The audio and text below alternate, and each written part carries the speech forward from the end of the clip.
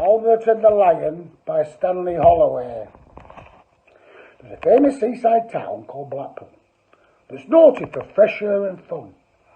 Well, Mr. and Mrs. Ramsbottom went there with Albert, their son. A fine little lad was young Albert, all dressed in his Sundays quite swell.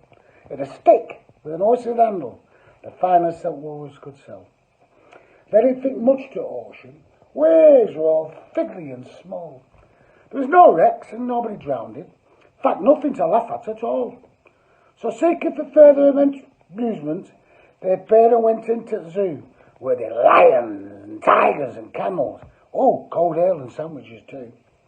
There was one great big lion called Wallace, whose nose were all covered in scars. He lied in a somnolent pasture with the side of his face against bars.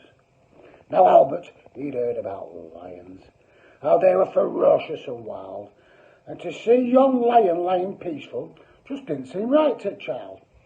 So straight away the brave little fella, not showing a morsel of fear, took his stick with hoisted handle and stuck it in Wallace's ear. Well, you could see the lion didn't like it.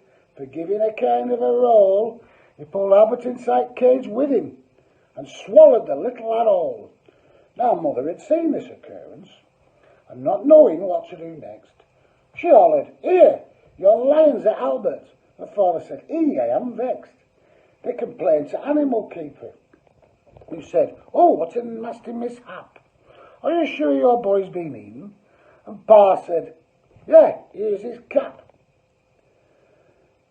The manager had to be sent for. He came and said, "Here, what's to do?" Ma said, "Young lion's ate our Albert, and him in his Sunday clothes too." Father said, "That's right, young fella. I think it's a shame and a sin to have our son ate by a lion, especially as we paid to come in." Well, the manager, he didn't want any trouble. He took out his purse straight away. And he said, "How much to settle the matter?" And Pa said, "Oh, what do you usually pay?" But Mother, she turned a bit awkward. When she saw where Albert had gone, she said, "No, someone's got to be summoned." So that was decided upon. And off they went to the police station.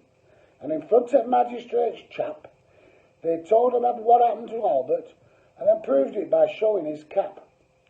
The magistrate gave his opinion and said there was nobody really to blame, and he said he hoped that the Ramsbottoms would have further sons to their name.